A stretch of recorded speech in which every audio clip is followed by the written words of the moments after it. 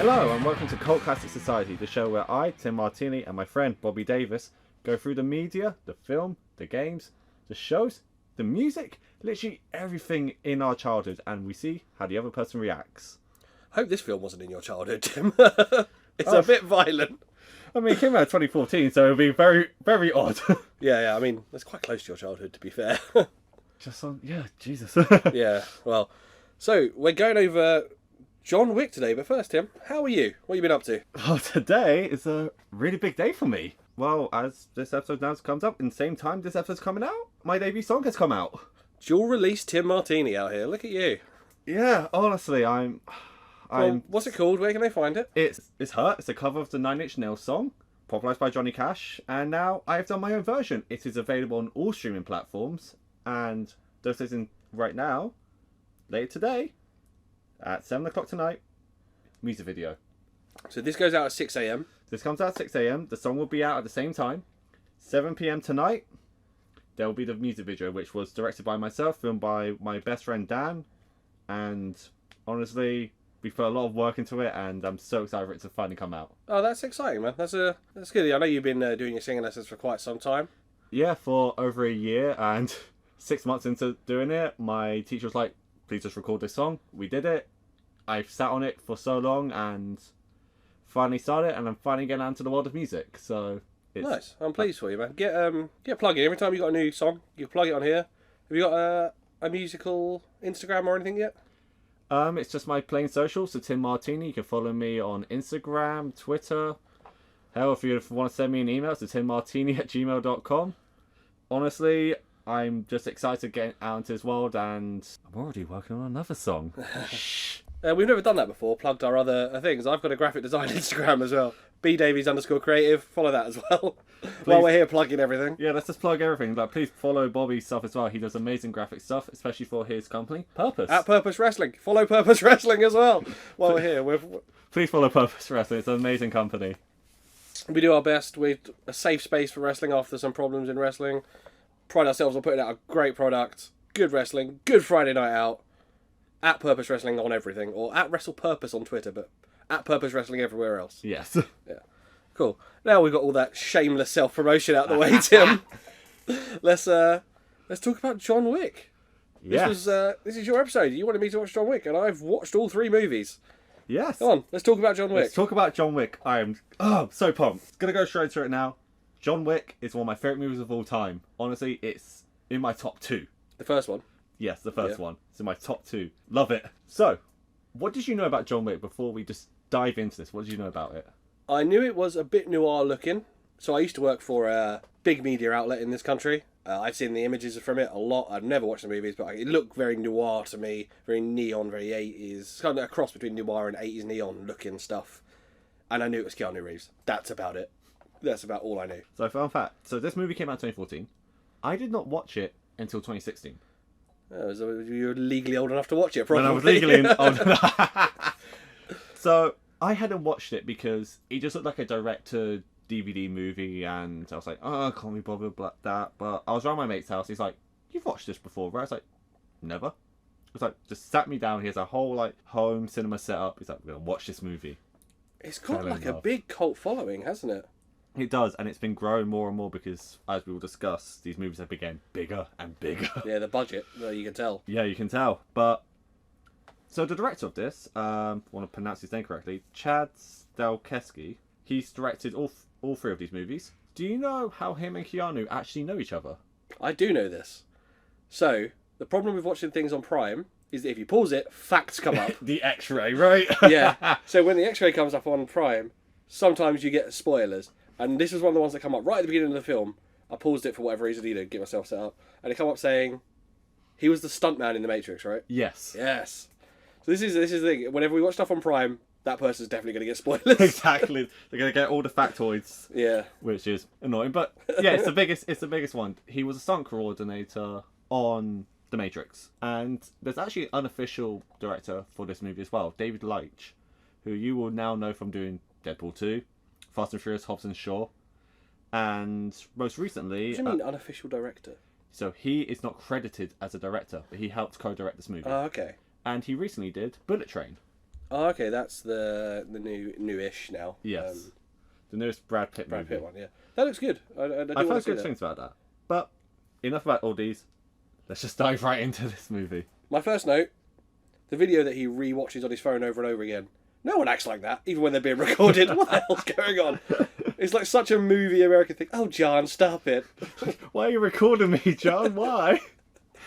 Obviously, it's the movie opens at the end. Yeah, Which is yeah. big, like, ooh, mission. Kind of bookending it, yeah. But, of course, the big thing about this is his wife Helen got fridged. Got fridged.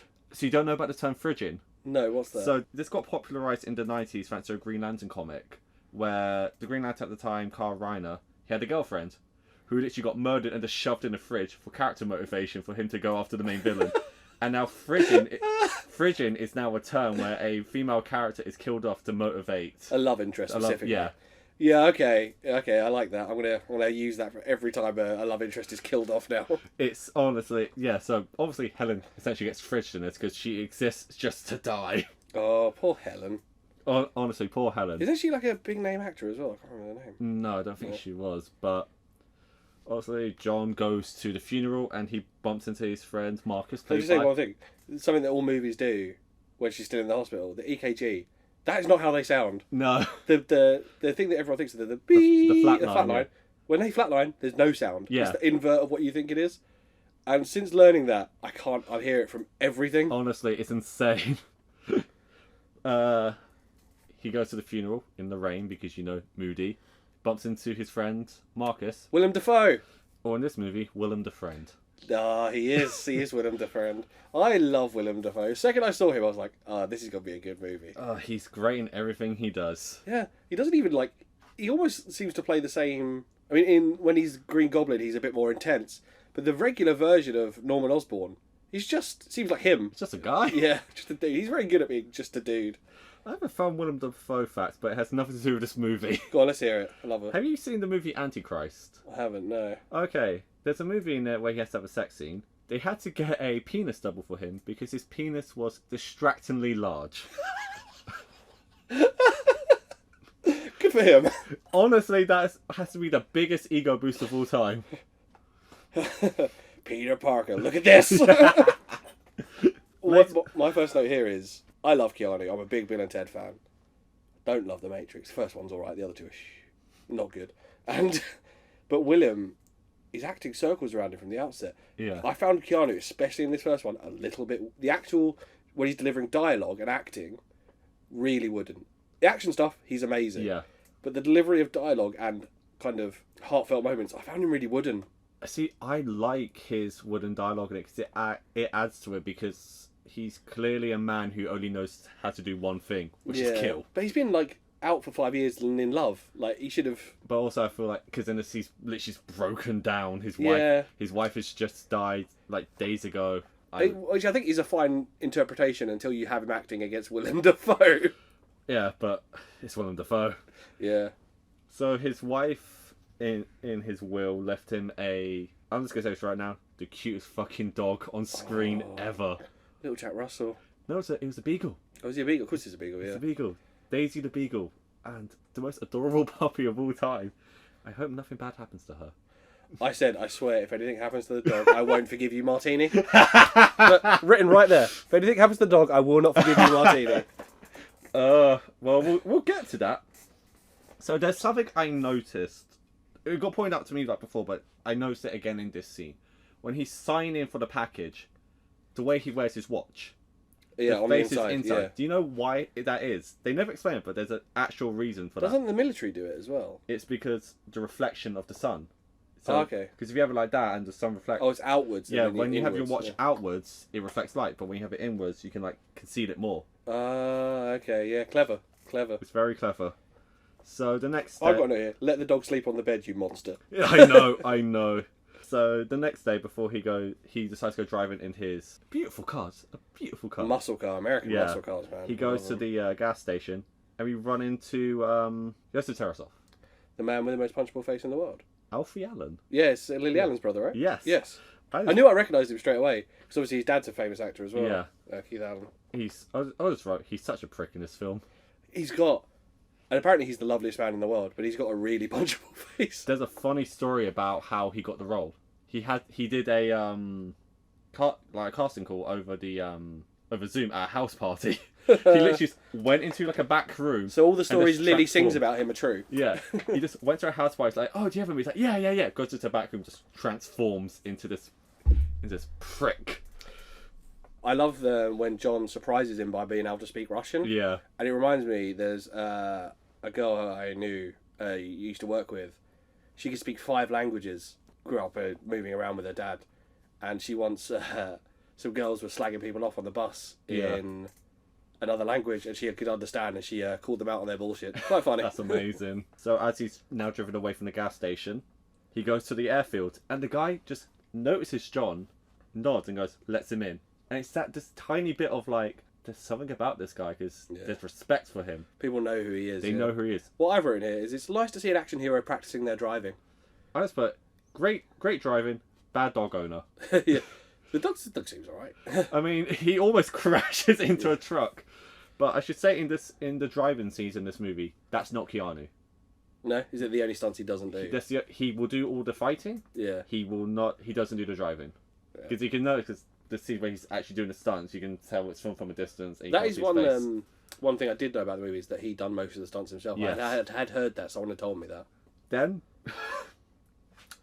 The dog better not die, Tim! So after the dog finally gets to sleep in his bed, we have literally a scene that I genuinely cannot watch. It's so heartbreaking. Right, I'm leaving. I'm done. I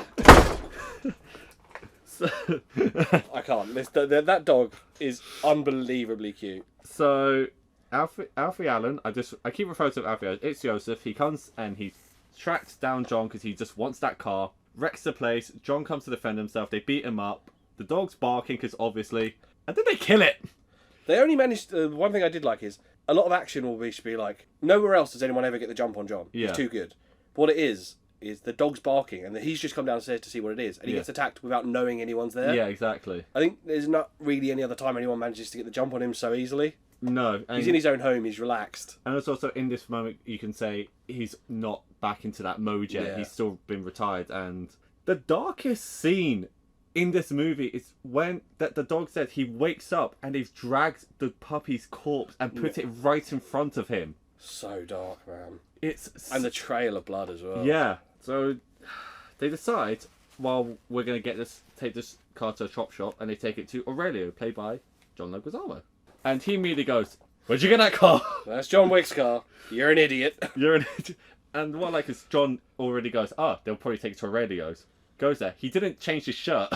It's still the same bloody shirt he has on. He does that a lot for all these movies. Yeah, he keeps he puts on a jacket, obviously, but he keeps that bloody shirt. And, of course, Aurelio slaps Joseph for that. And when... Really big bollocks time, man. Slapping the mafia boss's son, or the Russian boss's son. And when he calls him to go, "Why did you strike my son?" He goes, "Well, he stole John Wick's car and killed his dog." And the only reaction he has is, "Oh."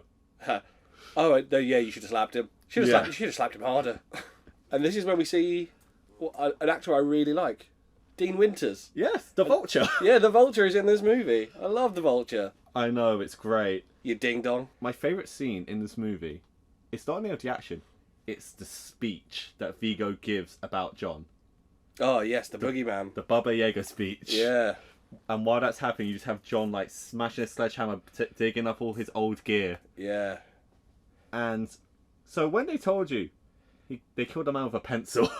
Killed 3 men with a pencil. Yeah, in a bar. In a bar. What I like about that story's reiterated once in every movie.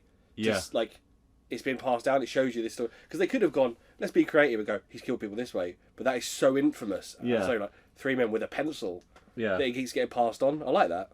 It's great. And then I love how and they reference something, the impossible task. So this is, I was going to say, I like this. So we've already got him practicing driving essentially. Yeah. How that really shows you why he's so good at driving. Then it tells you he managed to complete an impossible mission. Like, this is clearly involves killing a lot of people. And I think in a lot of action movies, like John McClane, I love Die Hard. There's no reason John McClane should be able to kill that many people without eventually being... There's a reason you're giving a backstory that this guy is that good. It's not just everyday cop, everyday hitman. Yeah. No, he's given his legacy before the action starts. I really like that. And my favorite bit is when Vigo calls John to try and make a deal. Yeah. And he's like, let us not resort to our baser instinct, and John just hangs up on him. That is John's trademark. He hangs up on everyone. And it's like such a power move. It's like, I'm going to swing my dick. Here you go. Because it's the bit where like Dean Winter's character, Avi, he's like, what did he say? He's like, enough. Enough, yeah. He didn't say anything, but it was enough. One of the best things about this movie, it takes 29 minutes to get to the first action scene. Yeah, that's not bad. It's quite a nice length, I think. I think it's perfect build-up. Cause... Enough story, but you're not getting blue balls waiting for someone to get shot. What I did say, a full suit seems impractical for the job at hand. Restrictive. Yeah. But I would say with the first action scene, it's a perfect demonstration of his skills. The insta-kill of 4 people. He Jesus just jumps Christ. down and insta-kills everyone. Yeah. And also, this is one of the only movies I've ever seen that have portrayed silencers correctly. Yeah, it's louder than... Yeah. Because a gun, it's meant to sound almost like a portable cannon in your hand. It's meant to be... Deafening. Deafening. Most people would wear ear defenders of some description. Exactly. Yeah. So when he shoots with a silencer, it's still loud. So I watched a video on YouTube because I was like, this seems more realistic. Because you hear something, yeah, and they're actually like, this is still like a gun sound, but just quieter. Yeah.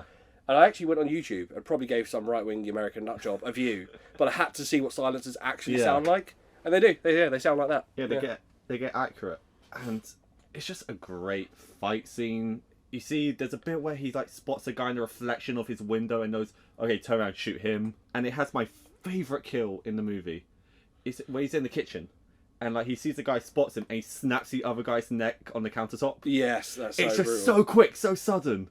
I like the one where he kind of shoots under his own arm sideways. Yeah. And I said that would be twice as badass if the first shot killed him, but he gut shots him first. I was like, I could have commented on higher in the head. And then there's the knife fight in the corridor where he literally just has to slap the knife into the guy. Once a movie, he does that. Yeah. Just pierces them and then like uses his palm to force the knife in. Oh, dark, man. Yes, it's so good. And then he immediately gets a knock at the door from Jimmy, the bro cop, as I put. Jimmy the cop. I wrote Jimmy the cop. Legend. And Jimmy just goes like, "You working again?" he has a reputation. He knows who he is. Yeah. Even like the police are aware of him. Well, police quite often in big and famously there are documentaries you go watch about them being in the pockets of like big crime. Exactly. Yeah. And so then John calls a cleanup crew, or as he says, dinner reservation. Charlie the Fixer. Yes. And did you notice the coins he pays with? The Continental coins? Yes, but they look like stuff from Pirates of the Caribbean. Yes. Do you know how they work? Well, what is in the films? Yes, like in the sense how they work as a currency. It looks like they're very valuable because that big cleanup job where they take away like 15 bodies, he only gives them like 5 coins. So actually, because I counted the coins and I counted the bodies, it's 12 bodies. He gives them 12 coins. Okay. It's basically the coin is the equivalent of a favour. Okay, yeah. So, like, when we get further into the movie, when he speaks to the guy, Henry, he goes, "You want to earn a coin because you're doing me a single favour." That makes sense. Okay, yeah, I like that. I like Charlie the Fixer. He reminds me of the Wolf from Pulp Fiction. Yeah. There was one of the guys in the cleaning crew. He looked like a fat Luke Gallows. There's a few that look like wrestlers that I've got. Well, there is a wrestler in one of them. There's another one later on. This one, yeah. Yeah. There's another one that I think looks like a wrestler later on. We'll go up with that. What I will say is, there's a line that I think is written awfully and he delivers awfully. When he goes, "Yes, John Wick, that's right." Yeah. He's so wooden and so like an A-level written line. I feel like if you go, "It's John," his infamy should go, "All right, yeah, cool." I think to me there's like a shock that it's because again he's been retired for 5 years. It's a shock that it's John Wick. He could have just gone Wick. Yeah. Like after they go, "John who?" He could have just gone Wick. But he doesn't. He goes, "John Wick, that's right." Yeah. But so then Vigo, he goes, "Right, I'm going to put my son in the red circle in a nightclub and use him as bait." Yeah.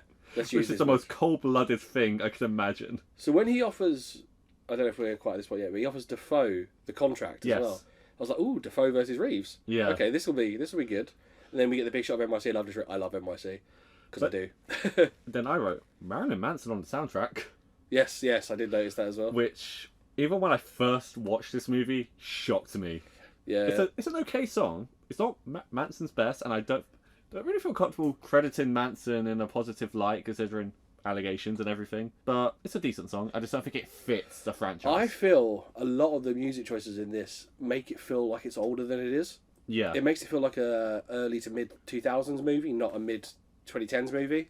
I was gonna say the aesthetic of it as well. It makes it feel very retro. Yeah, it's kind of seeking to be, but it's seeking to be a different period of retro than the Yes. music. Yeah. It's seeking to be either. I'd say at some points it feels noir and sometimes it feels 80s. Yes, definitely. But then these like early naughty sounding stuff. Yeah. But maybe, I mean, that's fine if you're kind of bringing your own vibe together of these three things. Yeah, I agree with you though. I don't think it really. So he arrives at the Continental Hotel, which just looks incredible. Yeah. My favourite thing is obviously he passes Miss Perkins, and the Yes. way she stares at him, you can tell she's already planning to kill him. Yeah. Because they're in the Continental, so. So yeah, there's a rule.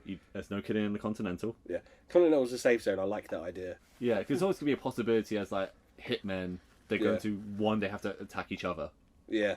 So I like the idea that there's an honor system. I do like that, yeah. Honour amongst thieves. Yes.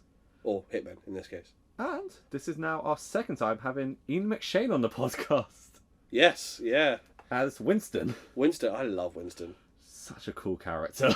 Yeah, he's all through all three movies. He's a pretty cool, calm, collected character. And just the way he sees John's like, you even put a pinky back into the pond, someone's going to drag you back Yeah. in. Which is the theme of this whole franchise that we'll find out. I like Sharon as well. Like The Frederick, yeah. maitre d', yeah. Oh, he's he's cool. so lovely. Yeah, he's a cool character. And then, of course, because John goes, look, this is personal.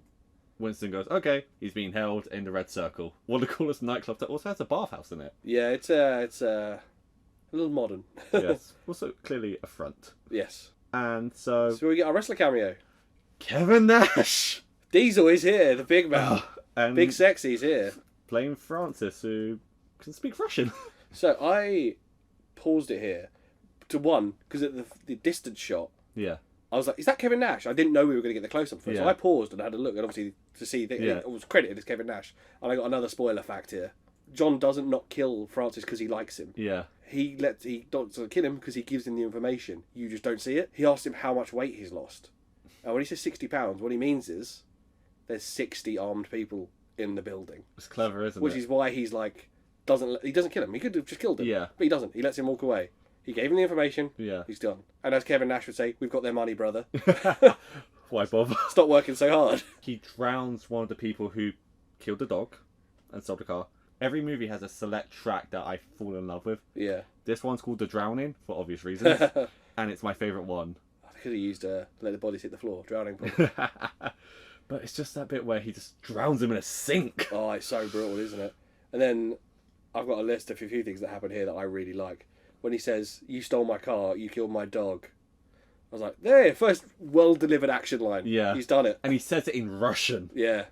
I like the subtitles.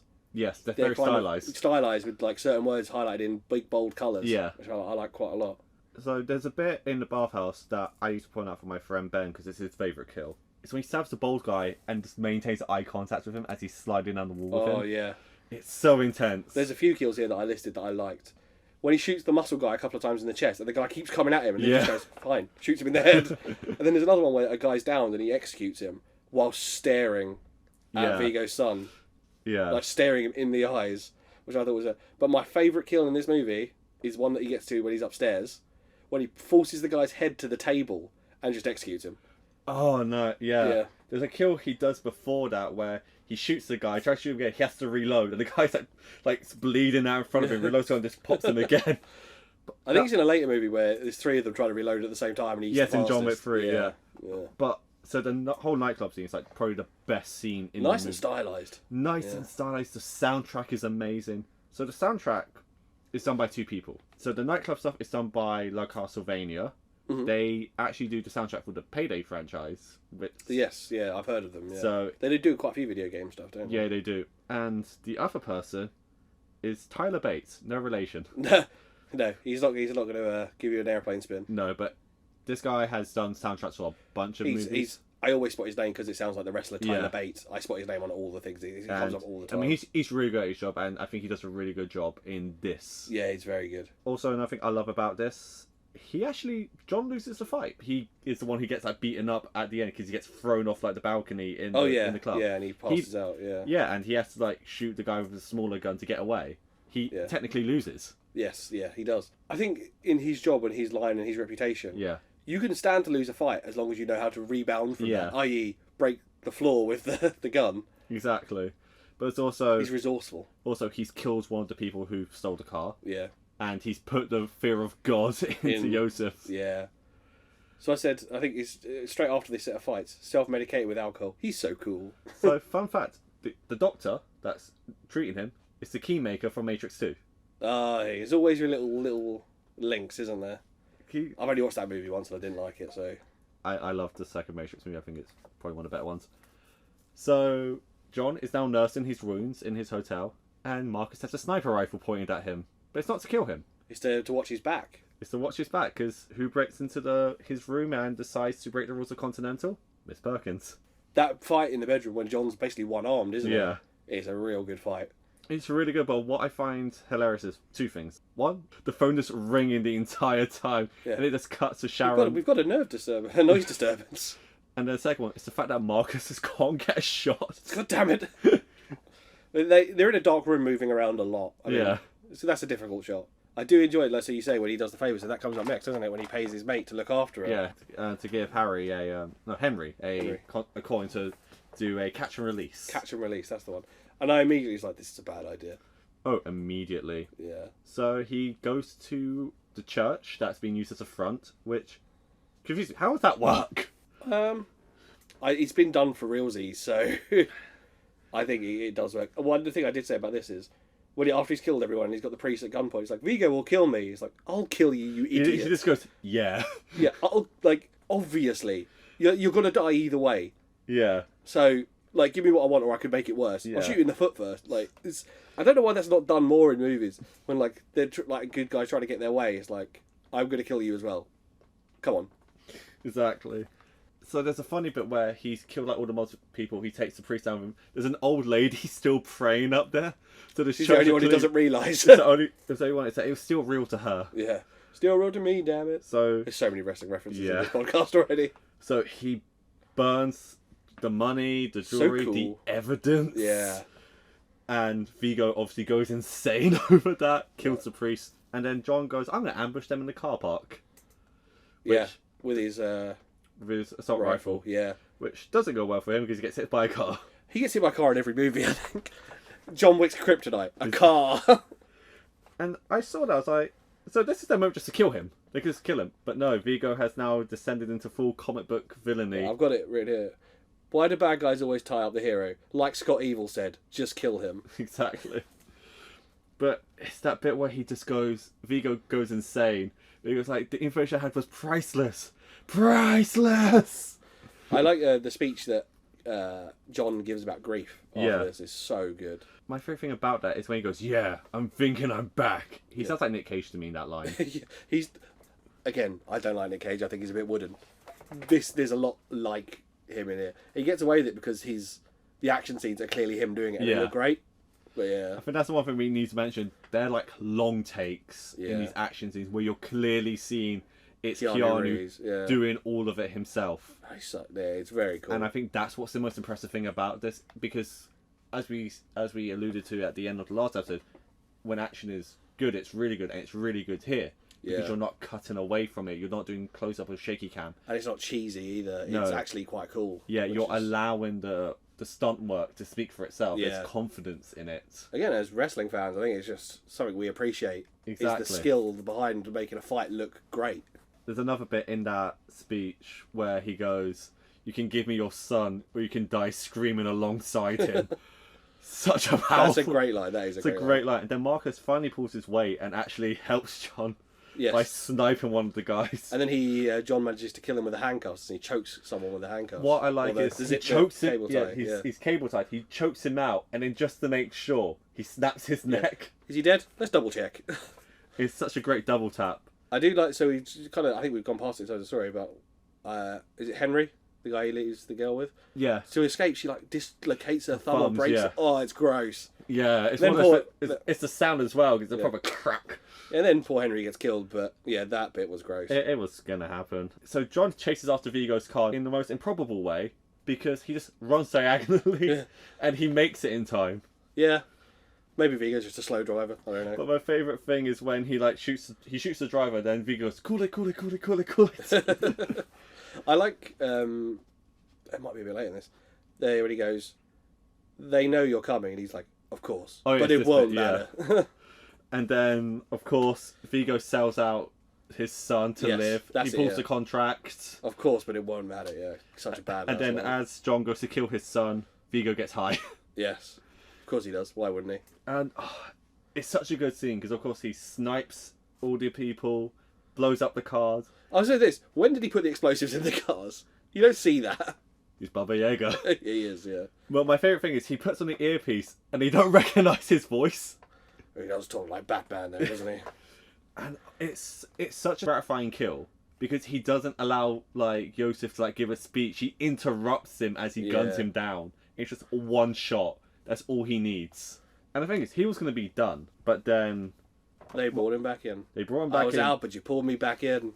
Because him and Marcus, they say their farewell to each other, but Miss Perkins spots him and rats him out to Vigo. Yeah. Which I put, that's their fault for speaking out in the open. Yeah, that was stupid. Poor Marcus. Oh man, he didn't deserve that. I wanted him to be in all 3 movies. But the way he does that final line he gets is like, "No, my good sir, I go out on my own terms." Because he's like, he almost turns into the Green Goblin then. Yeah. And he like shoots the 2 guys, and then he gets shot by Perkins. He's like, "See, yeah, I'll force you to kill me." But it's just when Vigo just keeps shooting. Yeah. That was a mistake as well, because you know Wick's going to come for you. Because he calls him. He's like, he goes, I thank you for granting my son a quick death. Yeah, what a line as well. So I wrote here, John's obviously driving around. I was like, when does he get his car back? Because the car he's driving then isn't the original car. They give him one when he leaves the Continental. Yeah, but he's still driving that, and I said, "Where's his original?"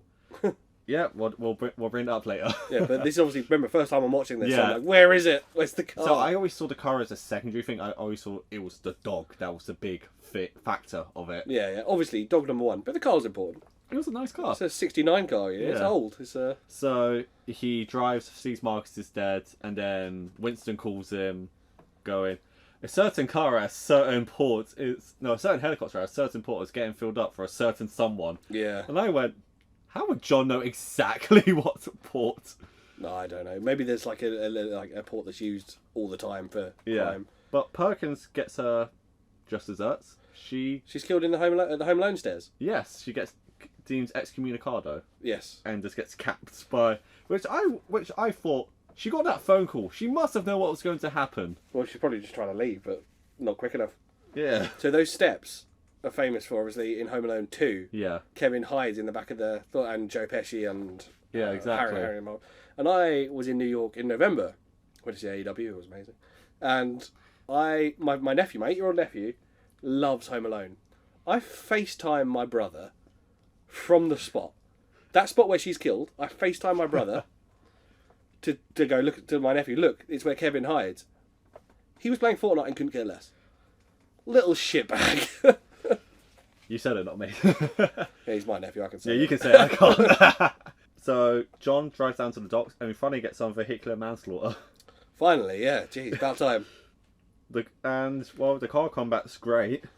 I like when he runs the guy over, and as the guy's rolling over the car, he just shoots through the roof. Yeah. That's such a great kill. My favourite is just Vigo being a dick, because he just knows he's fucked. He's just sending them out after And then Abby goes, have you got a gun? Have you got a gun? He's like, here you go. He just keeps pulling it back. Like, Oh yeah, it's almost like Big Brother playing And the way Abby just gets killed, like the car, like John's car swipes into him, side on, but then that's not what kills him, because Vigo T-bones him and it crushes his body. For fuck's sake, Vigo. I said at this point, the lightning makes John look like a vengeful god. Which is great. Yeah. But they have a fist fight on the thing and goes, no more guns, and then Vigo pulls out a knife. I swear, the rain triples in severity at that point. Yeah. It's like light rain to full on thunder. But my favourite is when Vigo pulls out. Does Vigo think he's got a chance in a fist fight? Like, what no, the hell? exactly. That's why he pulls out the knife. Yeah. And there's the bit where John just takes the knife in the gut so he can break his arm. Yeah, just like he's like, you're not skilled enough. Stab me and I'll use that to my advantage. And he does. And they have their way of saying goodbye, which is be seeing you. Yeah. After the stabbing, I said most of the technique goes out the window. They start swinging like wildly at each other. I also said, does Vigo die from that stab wound in the shoulder? Yeah, there's a artery there. So he's got the carotid artery. He's got it. Is that what he's done? Yeah. Because he looks too low. But I don't know. No, I'm not a doctor. It's the implication that he got him in that artery. Yeah. So he then heals himself in the vet. Yeah. Start of the movie now. He's now at the vet. He decides to heal himself, and he rescues a dog, which A little Staffy. This is the only time I ever noticed it. There's a board on it that says To be put down. I never noticed that until I this time. rewound it because I thought I read that and I had to double check. Because I always find it interesting that he picked that dog. Yeah. Because why all the other dogs? And I saw it. So he was that makes sense. Well, that's the thing. I said to myself, I'm glad I read that because I would have thought he was just stealing someone's dog. That's how I always saw it. I like that he picked a Staffy because their reputation and blah, blah, blah. But through the next two films, the Staffy is the most well-behaved. Why is his dog being put down? I know. It's so fascinating. Maybe bad owner. Yeah, maybe, yeah. Maybe John trains it in the 3 hours between the two films. Exactly. So, that was the first John Wick. Great movie. Great movie. Fun. Yeah. Again, top two movies. What's your other one out of interest? Evil Dead 2. Okay, yeah. I've not watched any of the Evil Deads and they're on the list. So. They are on the list. We've mentioned this before. We have a Google sheet where we have what we want to do for our next episodes. Evil Dead trilogy's at the top of the list. So saving it for Halloween, are we? That's a long way away. yeah, we're saving that. So the budget, 20 to 30 million. It's in not that a lot ballpark. for this kind of movie. You want to know how much it made in the box office? Go on. 88. That's a good return. It had a very, very, very small theatrical run. It's made most of its money back on streaming, DVD, physical media. Blu-ray, Yeah. Rotten Tomato ranking. What do you think it's got? I reckon 85. Very close. 86. Oh yeah, not bad. So, as I normally ask you, as I did with the Lonely Island things, I always ask your favourite scene. But first I was going to ask, what's your favourite kill? I think I said it in the thing. It's the one, the nightclub scene, someone comes at him and he just dismisses them so easily. Essentially, I think he grabs them around the arm, puts his hand on their neck, forces their head onto the table and then just shoots them in the side of the head. It's amazing. Just an straight execution. It's not even, I'm not fucking around now. You're exactly. Dead. You're dead. And I said mine, it's the fucking just kitchen counter next snap because it's just so quick. Brutal. Absolutely brutal. And your favourite scene, just in general? Probably that nightclub scene. Like the flow through the nightclub scene. If it weren't the nightclub scene, it would be the first set of kills in the house. They're probably my favourite two scenes. For me, it's Vigo's speech about John. Oh yeah, it's just such good build-up. Yeah, they're establishing him as like the bogeyman. The fucking legend he is. It is very good. So, 3 years later, we got John Wick 2. Which, fun fact, I got to see this a week early before it officially came out in cinema. I saw it on Valentine's Day 2017. How'd you manage that? They did a preview screen at my cinema. That was the only cinema that was doing it. Oh, wow. And they did it. And my girlfriend at the time bought me the tickets. Oh, that's nice. I say at the time. There's a reason. Fuck her. So, first thing I noticed about this movie is you can tell the budget is higher because of the establishing shots at the beginning. Straight away. Those big shots of New York. Love it. Yeah. And the colours are much more vibrant. Even more neon than the first one. Yeah, they've colour washed that to make it glow. Yeah. It's so good. New York glows anyway. Yeah, but you dial up the way colours, they do it. It's just a saturation. Though. So we get the John Wick speech, but this time from Peter Stormare. Vigo's brother. Yeah. Which I thought was really funny. I still said the car as a replacement for the first one isn't as good. It's a nice car, but there's something about the actual 70s one or 60s one. There's a reason that he's going after Vigo's brother. Because he's got the car. He's got the car. What did you think of their reuse of the speech in this? So the retelling of the story, yeah, the bogeyman. I like it because, like I said before, I think establishing a legend, the legend should be passed down. Yeah. You could do more stories and stuff, and that would be fine. But the idea that this legend is that passed around, I like that. So I like it because there's a bit when the guy goes, yeah, 3 guys with a pencil. He goes, a fucking pencil? Who does that? It's the idea that he is just a force of sheer will. Yeah. It's not even... He's skilled, obviously. The skill is secondary, they make it sound like. To the fact that he will just keep going until you're dead. Exactly. Which I thought was really cool. And there's a bit where he goes, the stories about John Wick have been greatly downplayed. Yeah, they're not exaggerated. It's the opposite. There's a montage of him killing people while that speech goes on. The third one, he struggles to kill him. The guy fights back. It was like, if you're hyping him up to be a killing machine, they should be easy kills. They should be intense kills, but it should have been easy. Man, he hasn't slept yet. He's knackered. He's still managing to kill all these people. This is hours after the first one, right? I saw it as a day later, or a day or two later. I mean, there's still not enough time to get over everything that's done to you. That's fair. Even a good night's sleep ain't going to heal that. If he's managing to kill that many people and he's one of them struggles a bit, Yeah. I'll give it to him after the last few days he's had. My next note is, oh no, the car's getting battered. Yeah. So I love how there's a guy on the that upset motorbike. me a little bit, I'm going to be honest with you. Oh, yeah. I mean, they make a joke about that later. Yeah. But I like the bit where the guy on the bike, there's a guy on a motorcycle next to him, he just uses the car door to knock him over. And the car door comes off. Yeah. I think there's a bit, it might be before or just after, no, it's after that bit. He tail whips the car and sends a bloke flying into the it's metal off that post. bit, yeah. And then he That's so good. T-bones another car with that, Yeah. so he has to get out of it. I because think when he destroyed it. T-boned was the most upset I got, because I was like, oh, your car. There was 4 other cars in that row. Yeah. Why didn't you use one of them to kill everyone? And Exactly. then come back and get yours? Or just kill everyone anyway. You could do it. I don't know what his thought process was in that scene, because he drives away with the car, but then he just kills everyone with it anyway. I feel like his response must be more emotional, because obviously he used to ride around with his wife in that Yeah. car. So maybe like the emotion took over him before his common sense. It's like, oh, Exactly. shit. But then he starts fighting everyone in the garage, and then he kneecaps a certain someone. Who's that? Vladimir Kozlov. Was that who that was? Yes, it was. Fucking hell. The big giant guy, he shoots him twice in the kneecaps. That was Kozlov. I've got the kneecapping here, but I didn't realise it was Kozlov. So, anyone uninitiated into the wrestling world, another wrestler, The Vladimir greatest Kozlov. Russian wrestler of all time. Is he actually Russian as well? Cause Yeah, there's he a lot- actually is. A lot of them play Russians and aren't in No, wrestling. he actually is Russian. Oh, yeah. And he's wondering... I have a soft spot for Kozlov, I'm not going to lie to you. Santino and Kozlov, Their spots were good. like, they were a go-nowhere tag team, but they, as a comedy duo, they did it great. Yeah, they were very fun. Like I've always had. We'll get off wrestling in a second, but wrestling should be fun in a lot of ways. Could be serious and can be fun. Anyway, back to John Wick. I said, so when he falls out of the car after he gets crashed into, I said he should have put on his seatbelt. He would have stayed in the car. He doesn't really believe in driving safety, does he? No, he does not. But what I love is, after all this, he goes up to Peter Stromer's character, pours 2 shots of vodka, and says, peace. So isn't it before this he has like the long fist fights? Yes, he has like a chain of people just None of them have got guns. What's going on? They need to show off their choreography.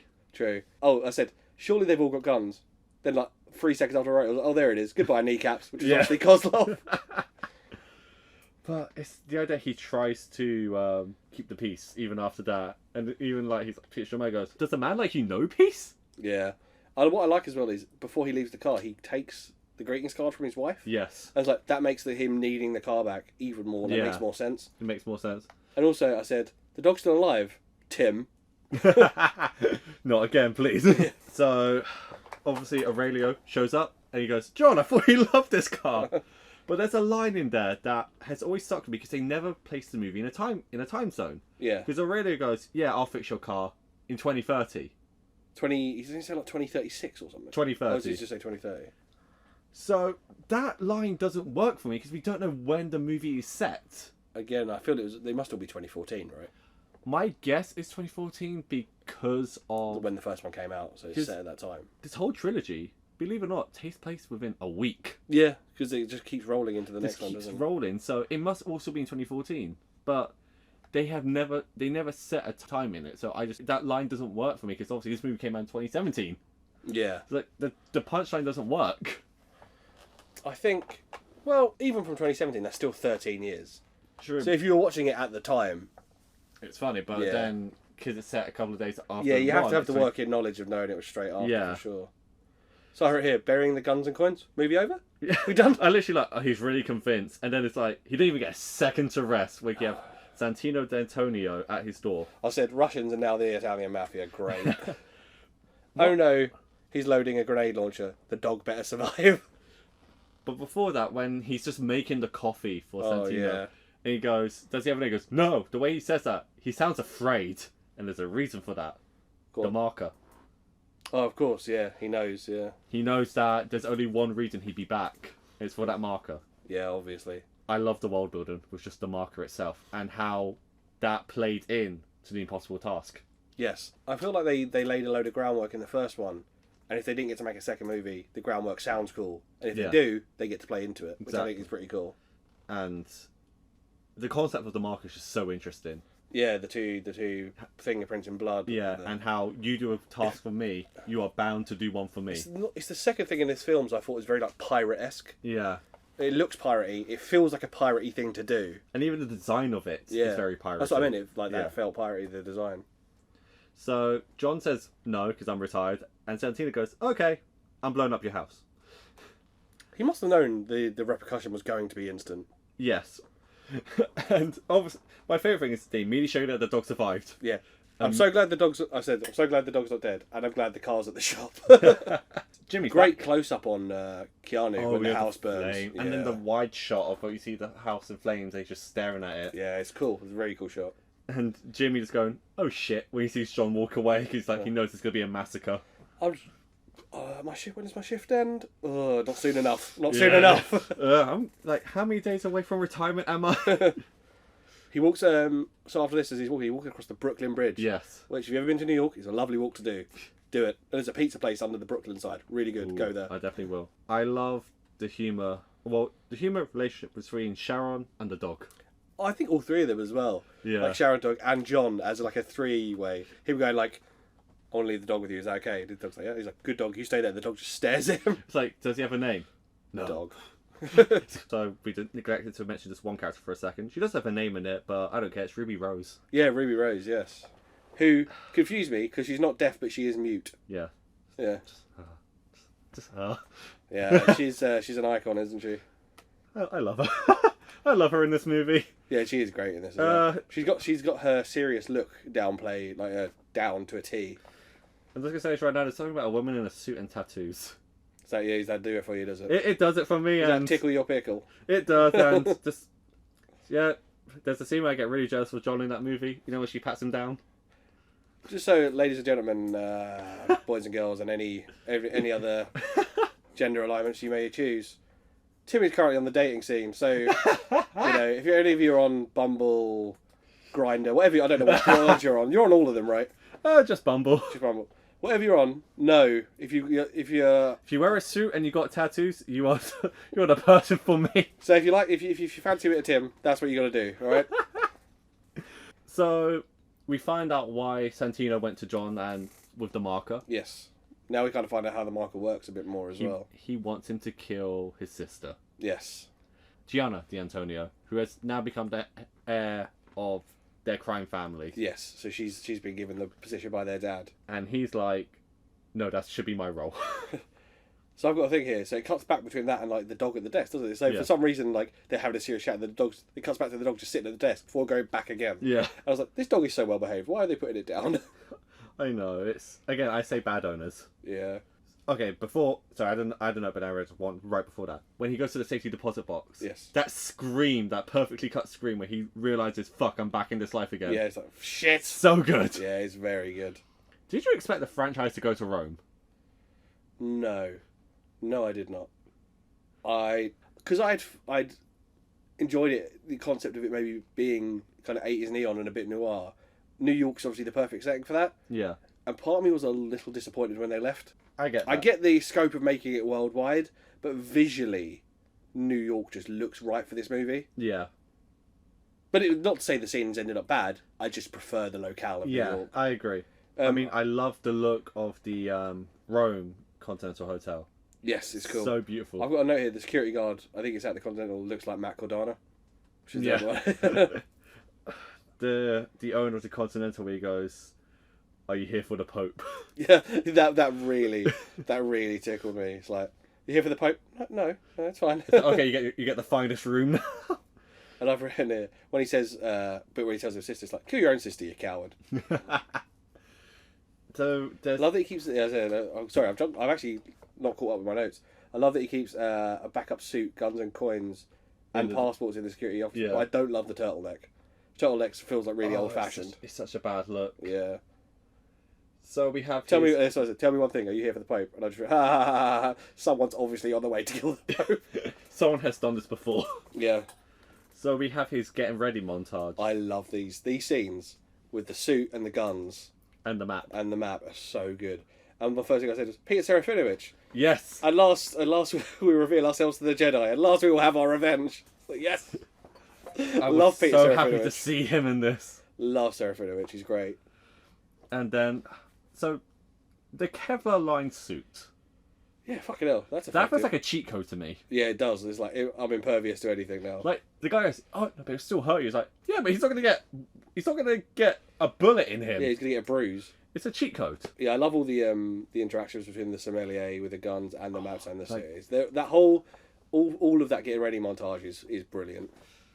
Just the way they talk about the guns, like something robust. And when as he's leaving, he goes, "Mr. Wick, enjoy your party." Yeah. Great, yes. I was like, oh, I wish. I love how everything's said in code, even though they're just looking at guns. I know, it's hilarious because they treat it like it's a Like it's a wines. Like it's a finery to yeah. it.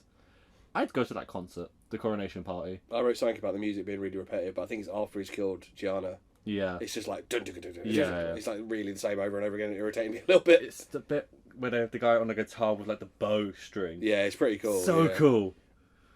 It does feel very Tim Martini, if I'm honest with you. It's gonna happen. I'm gonna make it happen. So there's a bit with Gianna talking about the territories and how the blade wasn't meant for those people; it was meant for their children. Yeah, I was like, Gianna's dark, threatening kids. So I said they did that to make her go, no, she's still a bad person. Oh, she's awful, yeah. If anything, she's more awful than her brother, because she's like, I'll kill kids, yeah, fuck it. Yeah. Well, we don't know how bad Santino would have been, but it's a go. No, she is evil, so this is in a way justified. Yeah. Part of me, I said, why didn't you just kill her when he walked in? You just shot her in the face. Yeah, because Why is he letting her talk so much? At this point, I was convinced something was going to happen to stop him killing her. Yeah, that's what I thought at first. Yeah. So The wrist slit is dark as well. right. So I have an interesting fact about this. So it's obviously censored. Yeah. That's only on the UK release. In the US, they actually show it, Oh. which I am thankful for because I can. That's one of the No, things that's in movies I grim. cannot handle. That would be triggering for a lot of people as well. Exactly. At this point, I wrote, I'm not as invested. Maybe a dog needs avenging. Like, maybe that's how I need to get invested. I'm enjoying it, but I'm not as invested as the first one. Same. What I find interesting is obviously he still shoots her after she died. For me, that's like, it still looks like she killed herself, so he needs someone to know that she's been shot in the head. Yeah. So that it proves that he's done it. Yeah, so he can get off the marker. Yeah. What I like is so he bumps into Common. Yes. and the way they talk to each other is like, You working? yeah, good night. Unfortunately. Oh. And because I'm sorry to hear And that. the Mexican standoff they have. Oh, it's so I cool. hate that shootout in the concert area. I find it so boring. No, but just the shot of them two. Yeah, just standing. That shot is beautiful. It's so good, but that whole shootout in the concert, we just run away from everyone. I find that so boring. I find that to be the first action scene since the opening one. Again, it's a half an hour break in between. And then with someone who's going to turn out to be the main opposition in terms of skill Yeah, to John. Yeah, for that to be their first interaction. yeah. I just find it all very boring. And as you were saying, like, dog need avenging. I don't find this first half of the movie interesting enough because it felt very low stakes to me. He's got no reason to keep wanting to live Exactly. apart from remembering his wife. Exactly. It's like, what are the stakes now? There's no dog that needs avenging. There's no car to steal back. You're just doing it because you've been told to do it. Because the first John Wick is such a simple premise. They killed my fucking dog. Yeah. They killed the dog that I was going to use that my dead wife gave me to help me grieve on For her, alone, yeah. his own words. And they killed her, so I'm going to kill them. It's such a grounded story, but this is like, no, globe-tropping adventure where he has to kill someone that he doesn't want to kill. And that first half is just so boring. Yeah, up until this point, I think it gets better, not with just Common, but when it gets better with all the other guys start coming out. Yeah. And he starts killing people on the beat. The gunshots Yes. are on the beat, which I said is cool, but Baby Driver did it better. Baby Driver? Yeah, Baby Driver did it a year later, actually. No, Yeah. Same year. So yeah, Same year. but still better. Yeah, Sorry. yeah. I mean, Baby Driver's The fantastic. Baby Driver, all of the music timings are just incredible. I mean, because Edgar Wright's just he just knows what he's doing in terms of editing. He's been on the Music and Film podcast with Edith Bowman, Oh, nice. and he's done 2, I think. They're very good. One of them he's talking about Baby Driver. He loves how music is used in film. It's like Yeah. a big passion of his. So I'm not surprised it's so good in that. I like the kill where he pulls the guy's hair, pulls his head back, and just shoots him under the jaw. Yeah. Oh, brutal. So he escapes, gets into the catacombs, and Ruby Rose. Well, he goes loose ends, and she signs just one. Yeah. And then he gets hunted down. I was like, oh great, now the guy who hired him is trying to kill him with Ruby Rose. I actually like the Catacombs fight because there's the escalation in the weapons he uses. I did say though, that it's cool, but why does he need a rifle? He's so lethal with a handgun. I mean, I just love the bit with the shotgun where he pins the guy down, so brutal. reloads it, and it's point blank into the chest. The shotgun, I think the shotguns are used better in the third movie, but it is good here. Yeah, oh, well, we'll get to that. Yeah. But the Catacombs, it has my favourite song in the soundtrack. Yeah, what's that? It's called Catacombs. Oh, And okay. it's so good, 'cause it's so bassy. What annoys me about the sound editing in this movie, you don't hear the final, 45 seconds of Yeah. it properly. Because when you listen to it, it's so good, but when they do it over this, it's drowned out by the gunfire, so it's not as impactful.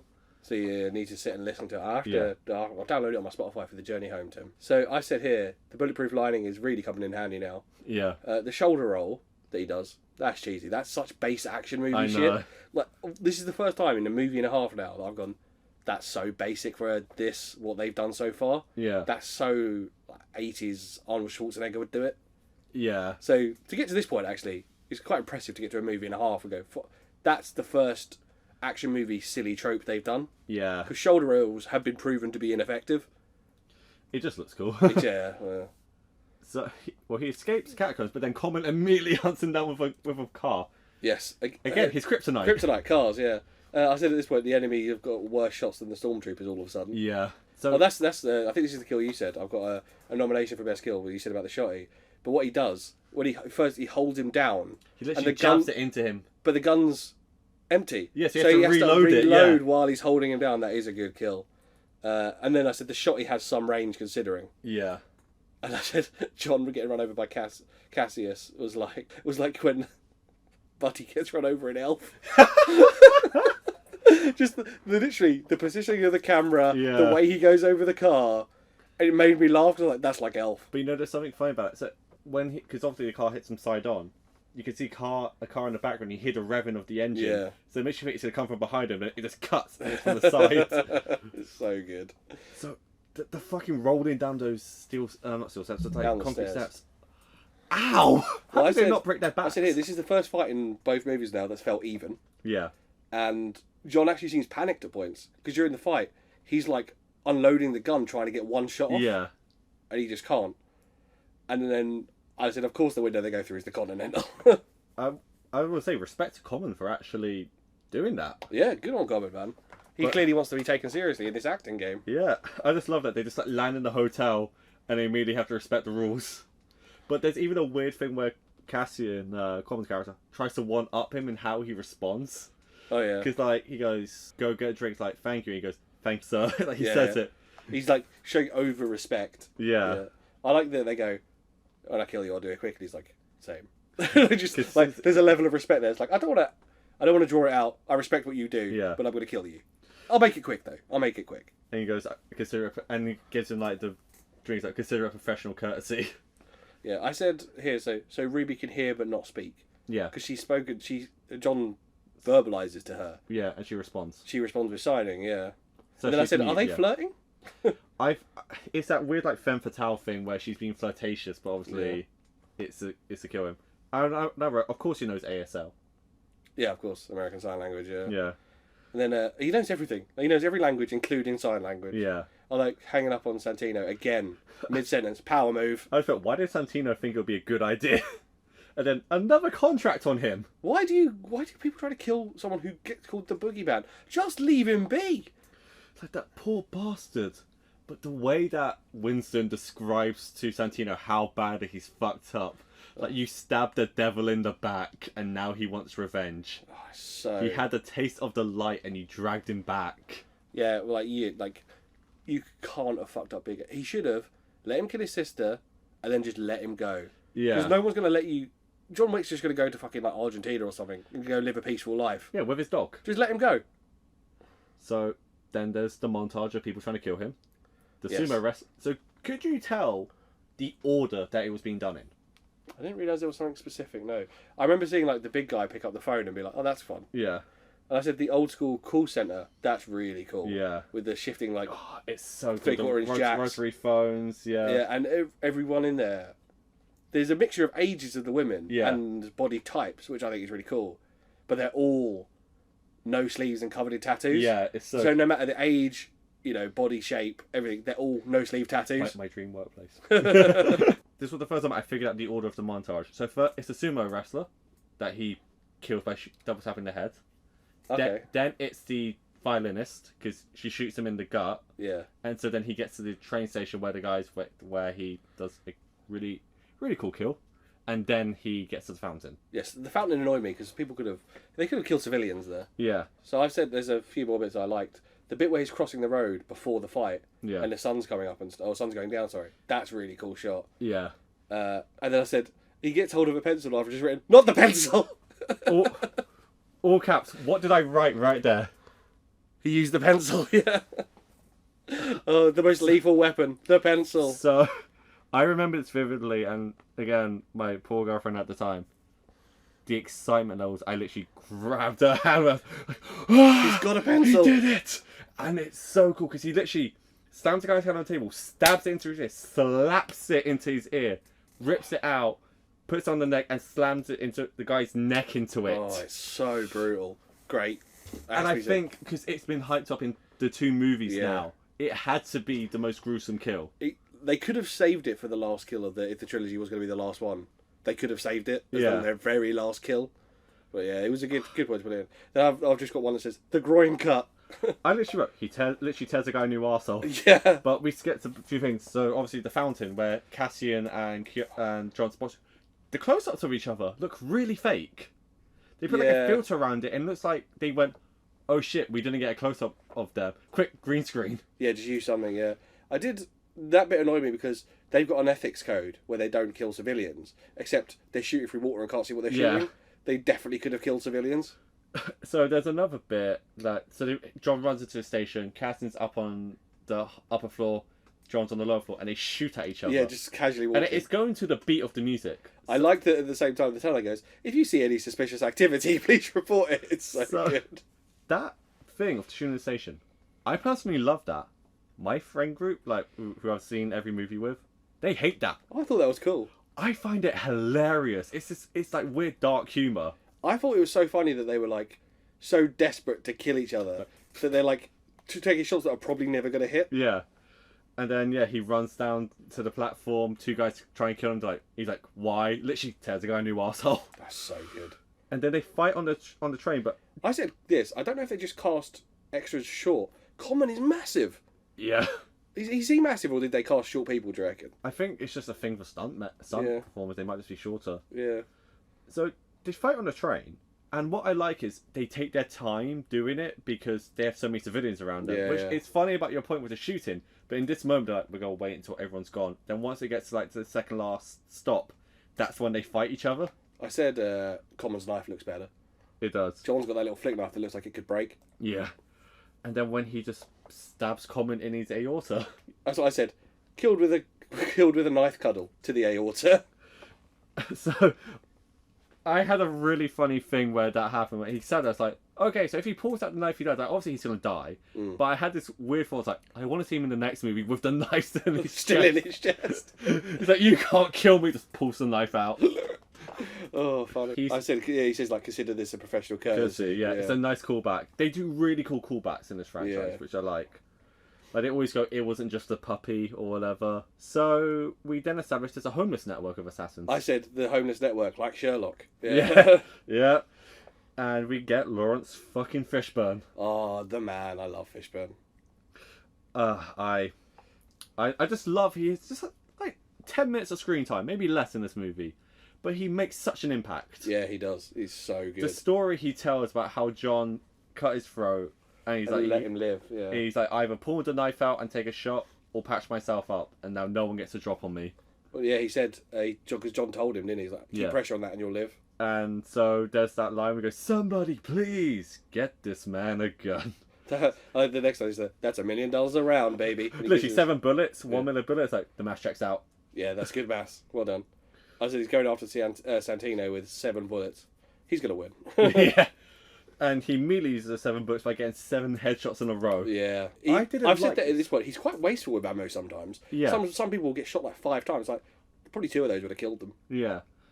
I did not like this action scene of him just chasing Santino. I get the point of it, of him being like, I'm coming to kill you, fucker. No one's going to stop me.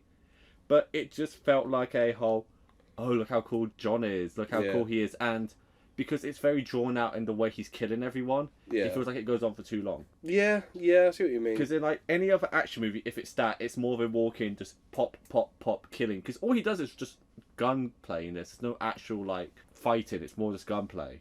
So there's a bit where he picks up someone's gun and he checks it by like holding the back of the gun. Yeah. And I thought that was going to lead to a moment where he like upside downs the gun to kill. He doesn't. I don't know what he did that for. I think it's just seeing check the weight. Actually, yeah. Check the weight for the bullets, I suppose, or something. But the whole mirror exhibit, that's cool. On a technical level. There's a bit where he gets just before that, he gets someone in like an arm lock with his feet around their neck. Yeah. Kills other people while holding them there. Yeah, let's just like rolls around with them and then finally caps them. Like, kills that guy by popping him in the head. Yeah. That mirror exhibit, it's so cool. But then Santino ruins it by doing this weird speech by going, "You love it, John. You love the violence." I don't understand why neither John nor Santino use the mirrors to their advantage more. Because there's no like panic freak out, shoot the. Yeah, I mean John. I think it's like it's the idea. John doesn't know the environment, and Santino is just trying to hide. Yeah. But you see moments where like John figures out, like he knows where people are, like through glass, and he figures it out. Shoots through the glass. Yeah.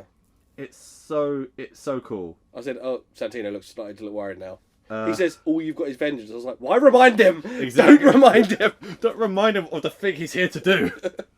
But yeah, that whole sequence. There's a bit where he like peeks out, sees a guy. The guy sees his reflection, thinks it's him in front of him. Shoots a mirror. He goes, "Oh, you're there."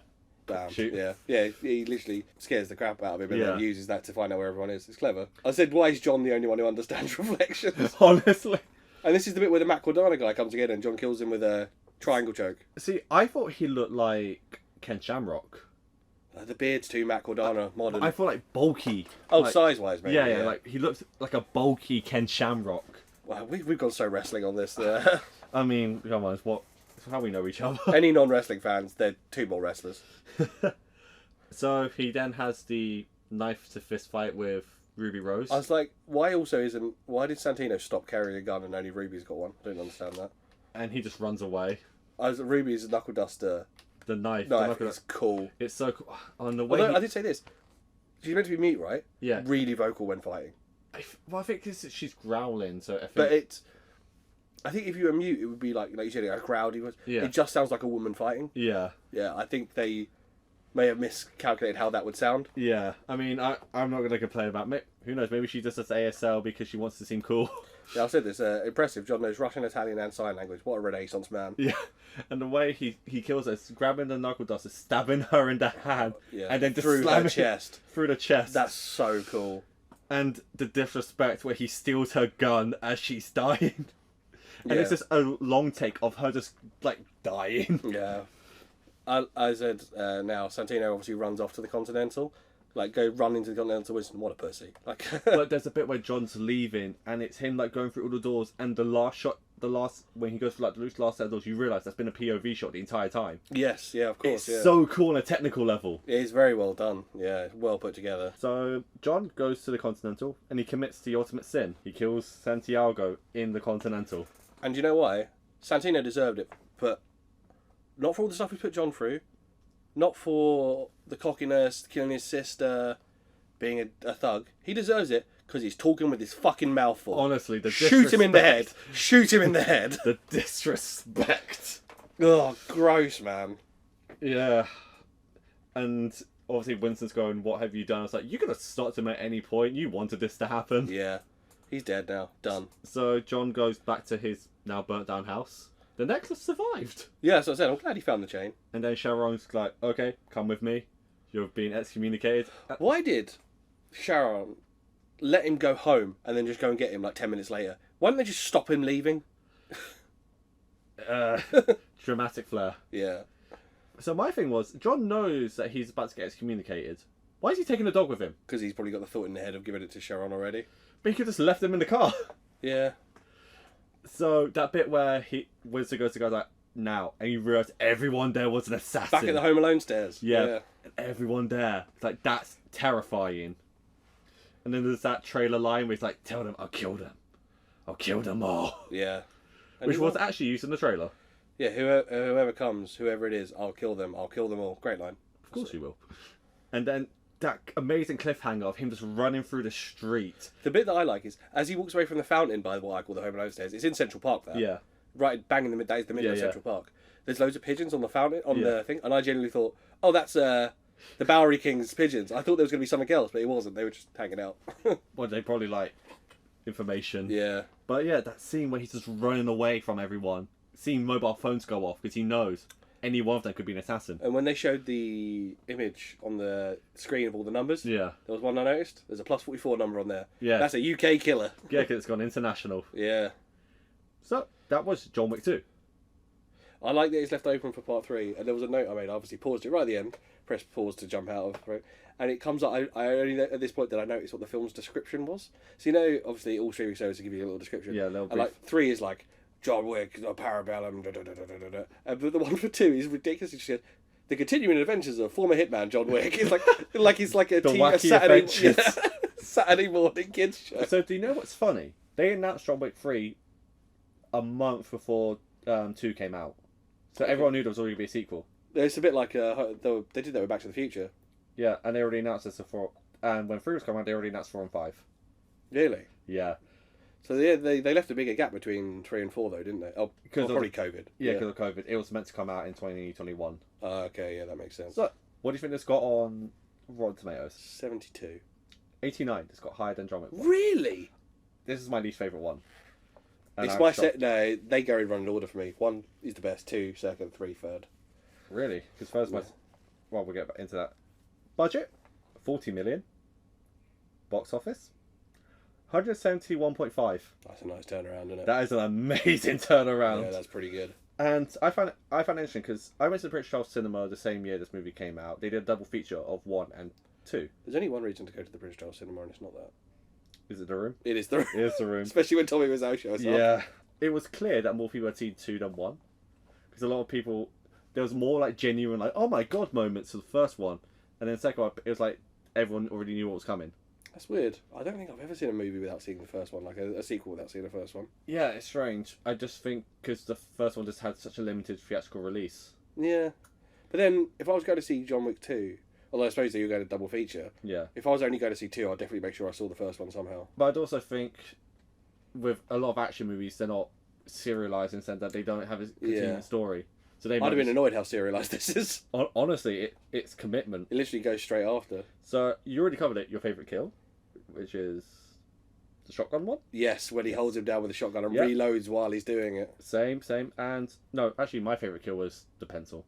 Yeah, the pencil. Just because it got bigged up and to see him actually do it like that, just so cool. I just love seeing with the shotgun one where the guy's like struggling to try and get back up, but John's putting all his weight on the gun. Yeah. And he just can't, and like he's just watching John reload going, well, I'm fucking fucked. Yeah. And what was your favourite scene, just in general? The scene, I know, though it breaks my heart that he trashed the car, the bit where is that my favourite kill, or is my favourite kill the tail whip in the car? The tail whip in the car, because of the way the guy flies and the thud, is it might be a close second. But yeah, that scene where he's killing people using the car, I do enjoy that whole bit where he gets the car back. I get that. My favourite scene is just the whole homeless network scene. That is cool, actually. I just like... I marked out a little bit because I love Sherlock and I've read all the books as well. I'm a big Sherlock Holmes fan. And the idea of a homeless network is if you consider if it was legitimately set up, how invaluable a source of information that would be. Exactly. It's such a cool idea. They're everywhere, and which is a major problem, which is stress. Which in real life is a horrible problem. Yeah. But from the one of Assassins, storytelling standpoint, it works very well, yes. So, only 2 years later, John Wick 3 came out. Yeah, that's pretty close. Really quick turnaround. And I just like how it just immediately picks up where 2 picked off. Yeah, he's like still running. Still running. So and for the first few minutes of this film, I just do it's this whole movie him getting out of New York, which I would have loved. Yeah, I would have loved that too. But my second note is budget is clearly higher as they got Times Square. And I said, why did he go to the biggest tourist spot in New York? Well, don't forget, he has an hour leeway where no one's going after him. He wants to go hang out in Times Square. Well, I think he's just trying to figure out the best way to get to the... If you've been to Times Square, you're going to waste 10 minutes just walking through it because it's so crowded. Yeah. All the time. 3 in the morning, Times Square is still quite crowded. Not, you could get through it at 3 in the morning, but in the middle of the day, or even a regular time at night, it's, See, all I could think of was Jason Takes Manhattan, where that was the only shot they filmed in New York, and it took up most of the budget of the movie. Yeah, I'm not surprised. Just to get the street closed to do it was going to cost you so much money. So, he's running, he hides for a second, and we spot Pimento. I was about to say, Pimento from 9-9, for sure. I like the line as well, with Winston. What odds do you give him? All of the assassins against him, about even. Yeah. So my favourite thing about Jason Mantzoukas' character, Pimento, do you know what his character's called in the film? No, what's he called? TikTok Man. TikTok Man. Because that's literally his big line. TikTok, Mr. Wick. Oh, yeah, of course, he doesn't have a name. And I just love And he's still got Pimento crazy eyes, so... Yeah, I mean, he's the best at it. I just love how they run on an honor system. Because you see all the assassins just watching him going, okay, it's not 6 o'clock yet. Well, they know, I think, the idea is if they kill him, they'll get excommunicated as well, right? If they kill him before the time. Though that big giant guy doesn't care. Because he goes to the library to get Russian folktales, which I wrote. He's lucky no one ever checked out that book. Yeah, how did that never come around? Did he ask what the least ever checked out book was? Exactly. And then So he's got a marker in there, which I appreciated. So he fights a giant man. I said the giant man seems really intelligent, which is nice because normally big men in things like this are dum-dums. Yeah. Yeah, I like that. Which this guy, one of my favourite kills is the way he kills this guy. Honestly, so what he does, ladies and gentlemen, is he beats him up with a heavy book. He shoves the heavy book in the guy's mouth, spins it so he cracks his jaw open, then slams the book on his and breaks the guy's neck off the book. Oh, it's so brutal. It's so. He did the Chelsea smile using a book. Yeah, it's the first kill in this movie, and again, I saw it with my girlfriend at the time, same one, and we just looked at each other. Someone put up with you for that long, jeez. For 4 years, surprisingly. We just looked at each other and went, "Holy shit!" I wrote, as Hal says, "Crazy always beats big," which is in Malcolm in the Middle. Yeah. What I love is John gets stabbed. He goes, "Oh shit!" and he realizes he has to waste precious time going to the doctors now. Yeah. And they literally count down to like 6 o'clock, and as it hits 6, the doctor has to stop. Yeah. I like the unnecessary announcements of how long is left. Like 15 minutes till John Wick is excommunicado. 10 minutes till John Wick is excommunicado. And I love there's a moment of silence in that base of operations where they all look and go, "Okay, back to work." All the international numbers disappeared, by the way. I was looking for the plus 44 again, and there's no international numbers on it the second time round. I love the bit where obviously the doctor tells them what the medicine is, and they go, they won't believe I stopped. You're gonna have to shoot me Twice. I mean, respect to the doctor for that. Yeah. So what those drugs? There's no wonder there's an opioid crisis in America. Jesus. Give you energy and get rid of the pain. Jesus Christ. So now John's fair game to everyone. I said he's gonna have to kill so many people to leave NYC. The bit where he just assembles an antique gun. Oh, that was so cool. Just build your own gun. I was like, these guns can't be any good, but he makes it work. Now I noticed it straight away. After he's like, these antique guns can't be too good. And then I said, does he want to be Dirty Harry? And there's a bit of a cowboy motif that goes on a few times in this now. Yeah. This one in particular, but it hadn't happened in any of the others. So the second he said, I wrote, does he want to be Dirty Harry? And then he fires a gun from the hip, like Dirty Harry. I was like, oh yeah, clearly he does. Oh, he's so good. So then he runs upstairs, and there's all those like knives and swords around him. That was a great fight. It's the throwing the knives at each other and the... Yeah, there's literally a bit where he just like throws like 5 knives into one guy. Throws 5 knives into one person. I've written that down. Slaps a knife into a guy's head. Literally, one in each movie. Slaps a knife into someone. The knife into the guy's eye. Oh, that's so grim. Ugh. Yeah, from the last movie, they got rid of the slit in the wrist, but they want to cut their eyeball popping. Yeah, and then the final kill in that scene where he just lobs the axe at the guy's head. Yeah, it's so real. I'm literally knife to the eye. The axe throw, that whole fight was insane. And then my next note is Sharon's just happy to have the dog back. Yeah. Like the look of joy on his face. They're buddies. He literally opens his arm to the dog like, come on, back into the hotel. Alright, he needs to watch out for cars because he gets run over a lot and he gets run over again. Using a horse to kill a man. Twice. I like... Yeah. Our notes are exactly the same. Using a horse to kick someone twice. And then he straps a man to it and literally rides that horse throughout New York City. More cowboy imagery. Oh, a dragon. That's a proper like Western thing to do. I remember when that set photo leaked, and I literally freaked out. I was like, what are they gonna do? So, It's cool at the same time. It's starting to feel less John Wick. See, I didn't like it in the second movie because it just felt because it's too linked to the first one. Yeah. But then because the second was more linked, the first was more linked to the second one. I was like, I can embrace the stupidity of it now. Yeah. Okay. And just seeing Dam's like, you know what, fuck it. It's become dumb, stupid fun. That's it here. Obi-Wan will be proud. He's taking the high ground on that horse. Jardani Jonovich. That's his real name. Whose? John Wick. Oh yes, of course. Jardani yeah. Jonovich. Yeah, he's Belarusian. Yes. Before you get that, there's 2 great kills from the horse to the motorbikes. Yes. So he shoots the motorbike and he just flies off into the car. And then there's another one where doesn't the guy who's like on the motorbike not realise that there's a car in front of him and he just rolls over the top of it. Exactly. Yeah, it's pretty good. So yeah, Jardani Jonovich, he goes to the theatre. The ballet dancers have got the same tattoos as him. Yes. Yeah. Because that is where he got trained. Yes. Because when you see the 2 people like doing the judo training, she goes, bring back memories. Yeah, exactly. And this is where the only bit I wish they'd have cut out of all the movies. Really? When the ballet dancer pulls the fucking toenail. Oh! It is so grim. And the reason I think that's more grim than any of the shootings is because it's relatable. Yeah. A lot of people have lost nails. It's horrible and it's grim and it's painful. It is. But respect them for pulling focus immediately. Oh, yeah. Because you just see John's reaction go. Still too much. It's gross. But so they have an adjudicator representing the high table. I love this idea that there's just like people in suits going, oh, I'm here to just... He's like the tax man. Yeah. And it's like, well, you let John live. It's like, yes, but this is my hotel. Yes, but you let him live after he killed a member of the high table. I said, just for that though, he gets branded, doesn't he, by... Yeah, I just put they have weird traditions. Yeah, let's make sure that doesn't get infected. Yeah, and it's not the second time this happened. Steve in Jackass got a branding and it got infected. It was gross. This is not the second time he gets burnt in this movie. That's the first one, isn't it? He gets and again then later, the second one later, which later, we'll talk about. But yeah, then he immediately gets attacked in Casablanca, which I like, because it shows the contract's international. Yeah, he's not safe. I like why Casablanca. Obviously, you find out in a bit, but yeah. Halle Berry. Yes, there she goes. Wait, there's a...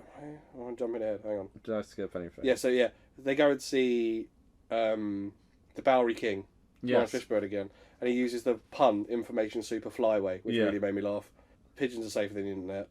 And I love that Fishburne just doesn't care about the high table. He's like, no, fuck you. That he just said, this is my kingdom. Yeah. Also, the boat ride from America to Casablanca, it's got to be like 15 hours minimum. Although, it's probably more like 3 days, right? 3 days. That's if you notice when he gets to Casablanca, his hair's longer, and he's still got the same fucking suit on though. Look, we as we've seen this, he really doesn't care about how he looks. In the first movie, he gets on his bloody t-shirt. He must stink. So yeah, he goes to meet Halle Berry. I've never seen John turn away from a fight either. He turns away from a fight as he goes down the alleyway. He goes to turn around. Yeah. And when he realises he's surrounded, he's like, "All right, fine, I'll kill you all." But then obviously, the person who represents that continent was like, he's got amnesty. He got amnesty. They're like, but it's a $14 million bounty. And he just shoots one of them. Yeah. One of them goes to pick up the knife to throw at him, doesn't he? And he just immediately shoots him. So this bit, when he finally meets Halle Berry, yeah, he's the best bit of acting he does. The scene with Halle is the best acting he does in all 3 movies. I think she's a really good dance partner to have on. Yeah, she's amazing. Because the whole thing is like, I have a marker for you, and I love like the hypocrisy of it. Because what the whole point of the second movie was about, why he's in the situation now. Don't use the marker. It's because of a marker, and he used it on her. Dick. It's a dick move, and it was because it's implied to have saved her daughter. Yes, yeah. I said, she goes, we're leaving in 10 minutes. Let the man have a wash and get changed. He's been in that suit for a week. And what I love is the adjudicator, like, because like the next scene where the adjudicator goes to meet Zero, the Japanese assassin. The cat's adorable, but that is unhygienic. Yeah. The cat on the sushi table. This is when she says, the stuff that John has done over the past week. Yeah. That's the first indication we get like an actual time frame of what this franchise like has been taking place. That's why it's all in 2014 in my eyes. Yeah, which is insane to me. I'm assuming that between 3 and 4 there's actually going to be a break.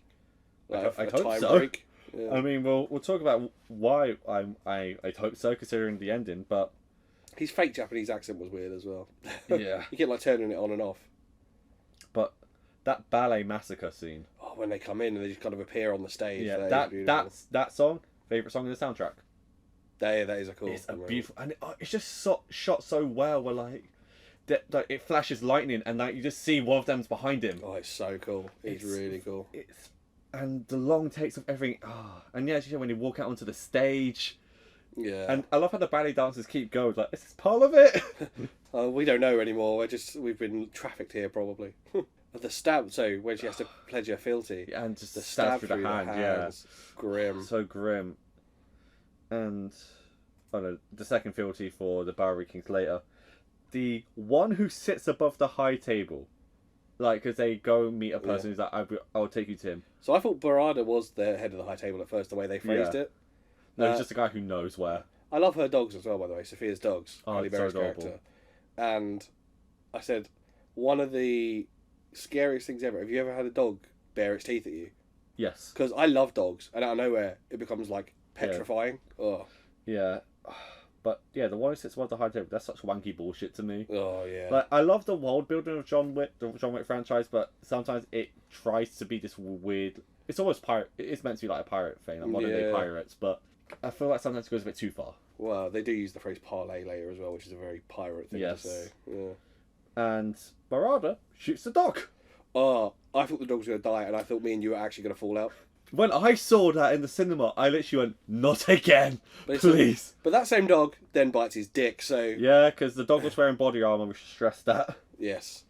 So the dog gets back up, and when the fight starts, the dog goes straight for the Barada's crotch. Yeah. And she shoots Barada in the leg, and she goes, he shot my dog. He's like, I get it. Yeah, I'm with you, don't worry. It's like, what do you think this franchise is about? I said, as they're trying to leave and all the assassins are coming after them all, the dogs massively even the playing field. Yeah. Because they're so quick and low and just take everyone out. The bit where one of them, the assassins come face to face with Sophia and the two dogs bite the back of his knees and drag him away. It's like a horror movie. I like the incorporation of the dogs into this, as we said, and I like I like having Halle Berry actually do the stunts as well, because she has long takes on her. I always found this fight boring. I love this. There's a note I made here. The dogs are clearly trained to bite dicks off, like Cartman's donkey. I like the incorporation of the dogs. It's great. I just don't... My thing is, it's too much of a focus on gunplay. It's the same issue that I had with the museum fight in John Wick 2. Yeah. It goes on for too long without spicing it up. And it just drags on. And it's not as entertaining as a lot of the other ones, but I did enjoy it. There's moments in it that I liked quite a lot. Yeah. So like when she bends down to allow the dog to fly up the wall. Yeah. That was cool. The dog running up the plank on its own and tackling someone off the top of the boxes. All my favourite moments with the dogs. All the bit they all three reload at the same time. Yes. That bit's hilarious. And John reloads quicker. Yeah. Yeah, that is good. But I just never felt in this section they were under threat. Well, that's what I said, the dogs even the playing field. It's not like... It felt like a fair fight. I genuinely felt like they could take them without the dogs. They could have. But when I say a fair fight, I mean, because the playing field's so level, you're going to give... John Wick's so good he could have done this on his own. Yeah. So in an actual fair fight, then they're always going to win. No, absolutely. So when they clear out the two cars, John and Sophia shoot through one, and the dogs tear the other one apart. Just rip them apart. That's so cool. And then the dogs dive into the other car. Yeah, that is good. And they take John to the desert where he has to walk where he feels like he's going to die, then walk some more, and then maybe he'll get found. So this I hated. That sounds like mystic bullshit. And I was like, no, I don't like that. That's taken away from it for me. Yeah, that's like the one part where I'm just like, this is gone a step too far for me. That's after Halle Berry backwashes the water. Yeah, which I wrote. Oh, gross. I mean, I love it because it's shown they're not friends. No. She's still pissed at him. She hates him, but she owed him a favour. Yeah, exactly. It was just a marker that she did it. So while John is walking through the desert, the Bowery just gets decimated. So the Japanese assassins come for the homeless assassins. Yeah. And my favourite kill of this was when the guy just comes out of the darkness above the locker and stabs the guy through the top of the head. Yeah. Oh, man. Just decimates them. And then his fealty is because 7 bullets, 7 cuts. Yes. And he goes, the king is dead. Long live the king. Yeah, it's a cool scene. I wrote here. There are some right-wing people who probably love these homeless people getting mowed down. Oh, God. Don't tell me I'm wrong, Tim. You're not wrong. So after that, John gets found by the Elder, who, for my fellow film studies fans and French cinema, It's Saeed from Lahane. Really? Yeah, I spotted it immediately. I was like, oh my god. Because I love Lahane. I had to study that for college film studies, so I watched it a lot. I think I've seen it once, a long time ago as well. It's a fantastic French movie. I do recommend. I think I did it for A-levels as well. Yeah. Yeah. So when I saw him, I was like, oh my god, it's him. Good to see him in big Something American... else, yeah. Hey, John having to cut off his finger as his ring finger as his fealty and to prove his loyalty. Yeah, the ring finger I thought was very specific. But what an odd place as well for like the leader of this place to be, like out in the middle of the desert, like uncontactable. Exactly. But I loved that because this is the second time that he gets his the wound cauterized. Yeah, he gets it cauterized. Yeah. I spent the rest of the movie trying to look at his ring finger. See if it reappear at any point. It doesn't. They were good to make sure. I'm assuming he's wearing a green screen finger. Yeah. Like a finger cap over the top of it. Yeah. So that way that you can't miss it because it'll be bright green otherwise. Exactly. So they tell him if he wants to be free from excommunicado and the bounty, he needs to go back to the Continental and kill Rinston. So troubling. I know. And I thought he was going to do it. Really? Not to break it in. I thought something was going to happen. Yeah. Which I was right. I just got it the wrong way around. Well, he makes it back to New York, Grand Central Station. Grand Central is a beautiful station. I love the bit where he spots Zero. They're about to stab each other, and then the line of kids just like school kids like break. And then he Zero's just like, I wouldn't have stopped. Yeah. The bit where the guy appears behind Zero, then reappears behind John, and John kills him. It's like, is he with you? Yeah. It's like he was. I just love the disappearing and reappearing act. I just went, that just reminds me of Spider-Man 3. Yes, yeah. Yeah, that's a good... It's almost a callback, isn't it? It's almost a reference. So, he gets chased on a motorbike, which I find hilarious. So when Zero chases after John, he puts on the helmet. So it's because he's a stuntman, isn't it? Obviously. Yeah. So, the less you have to kind of hide your ears, easier. What I did like was when John, to get the bike, tackles the guy off the bike. Leaps. Yeah. He leaps at him. It's insane. The bike CGI from the distance is terrible. Yeah. It blends a CG set with real footage. But the thing is, you can tell it's CG when you can clearly see it's Keanu Reeves. When you can't see Keanu, it's obviously done on a bridge. Yeah. And I remember when I first saw it, it looks really jarring. It's a cool scene. Yeah, it does. Specifically, the bit I thought was the really high helicopter shot of them driving across before they hit the bridge. Yeah. That looks fake as shit. It does. It really... Because it pans down into John, and where you can clearly tell he's on the green screen set. Yeah, it just doesn't look great at all. I love how when John gets to Continental, to make sure he doesn't get killed, he just puts his hand on the step. Yeah. Home. And Sharon's just there like, you do not do that. I thought something else was going to happen when the guy was piggybacking on the bike. Yeah. I thought he was going to get in front of John and they were going to have some kind of playoff, but it doesn't happen. He just gets killed. Yeah. I love when they get to the Continental, Zero being a fan of John. Obsessive. Like, he sits right next to him and it's that wide shot of it. I love the idea that this professional killer idolises John. It's so good. And then there's the glass house. That's a cool room. Yeah. Amazing. And I just love how Winston's like, so are you going to kill me or are you going to help me? No, we're going to. Yeah. So then the adjudicator's like, okay, if this has happened, this is deconsecrated, we're going to come and kill you all. And she just stays in her hotel room anyway. Yeah. I'll be in, what was it, 218 or something she said? 17. 217, yeah. I thought that was going to be important, so I made a note of it, but obviously it wasn't. They go to the armory safe room, which looks cool. Guns, lots of guns. And I love how he actually gets Sharon in the combat. I don't know why that actually tickled me. He's clearly like a retired hitman himself. Yeah. I love this whole shootout thing because John having to figure out their weak spot. Yeah. But John having to figure out their weak spots of their high-powered body armor. Yeah, finding the neck. Yeah. I said the flashbang into the empty room felt stupid. Though John wasn't even in there. No one was in there. I think that's why they threw it just in case, obviously. Because obviously Sharon has security men with him, so he was probably expecting actual security. There's a line before John leaves the gun room and Winston goes, and you, Jonathan, do what you do best. And John goes, what? And he's like, hunt. You know what you do best. Yeah. He's like, why are you even asking what it is? I like to imagine sometimes either John is just got massive brain damage all the times he's been hit, or he just has a massive ego, just likes to hear how great he is. Oh yeah. So, and also this is where you find out what parabellum means, which is prepare for war. Yeah. Which is cool. Cool. It's good. my favourite thing is so... I said Sharon better survive as well. That's what I wrote. Yeah. So when they realise their guns aren't working, they go back to the safe room and... Get the shotties. They get the shotgun. My favourite is just Winston just sitting there with a brandy. Yeah, I said the armour with just the handguns was like kind of limiting how cool the kills can be, but it does add jeopardy, so, you know. But then once they get the shotgun, there are heads that literally split open. Oh, everything just explodes when the bullets hit it. John wastes a lot of the shotgun ammo. Yeah. Like, some people get like shot 3 times. Like, you don't need that. He's not really smart with his bullets, which I noticed a lot. The bit where they like both fall into the pool together, And the guy's just like, bat, bat, and his gun doesn't work, so John gets right close to him. Yeah. It works. It's so good. It's hilarious. Another power play, Winston hanging up on the administrator. Yeah. I was going to say also, like, there's the final guy right in front of John in the pool, and Zero stabs him. It's like, no, I kill you. Yeah, you're going to die. Somehow John knows to go to the glass house to meet him there. Yeah, well, there's... I was like, why is John getting kicked through every display? Why are they not just killing him? I counted it. 6 glass cabinets in one shot. Yeah, it doesn't cut at all. It's hilarious. So these two are kicking John's ass. John has to go for a low blow. And he also uses the guy's other blade to slit his friend's throat. That bit where he's like his blade gets stuck in the glass and he pushes his mate's throat onto it. Oh, so grim, but I love it. So then he goes up another level and he fights 2 Indonesian fighters. If you've seen the Raid movies, they're both in them.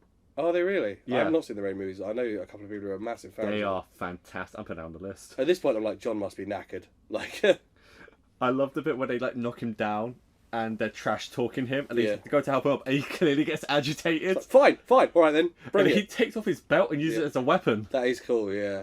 I do like that he's physically going up the building like a video game level. Yeah.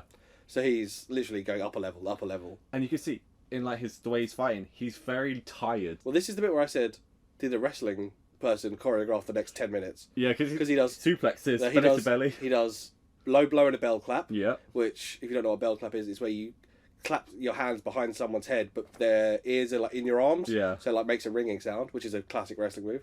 Like you said, the belly to belly suplex, and then he does an angle / Olympic slam. Yeah. Through the glass. I kind of wish Kurt Angle would have done it by capturing someone's kick. And also, he gets it through first time, unlike Kurt did with Shane. Yep. This was actual through glass, not sugar glass. So what I like as well, I find it hilarious because we were talking about it in earlier how all the other stuntmen look very tiny compared to him. So he looks like a giant compared to them. Yeah. And it really threw me off for a bit. So he gets an actual sword fight with Zero. So I like this bit. Zero says, if I didn't have to kill you, we'd be pals. And John just goes, let's do this. Yeah. He's just so done at this moment.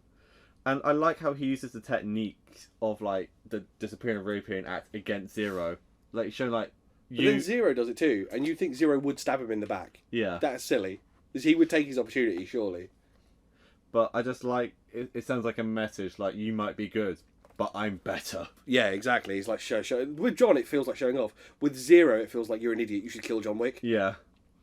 There's the bit where Zero's about to punch John and he stops for a second, he's like, why you stop? John slices his fingers off. Oh yeah.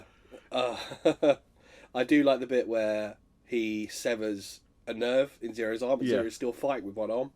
It's so good. And then he just like stabs him through the chest and Zero goes, it was a good fight, right? He's like, yeah. Hey John, that was a pretty good fight, right? He's like, yeah.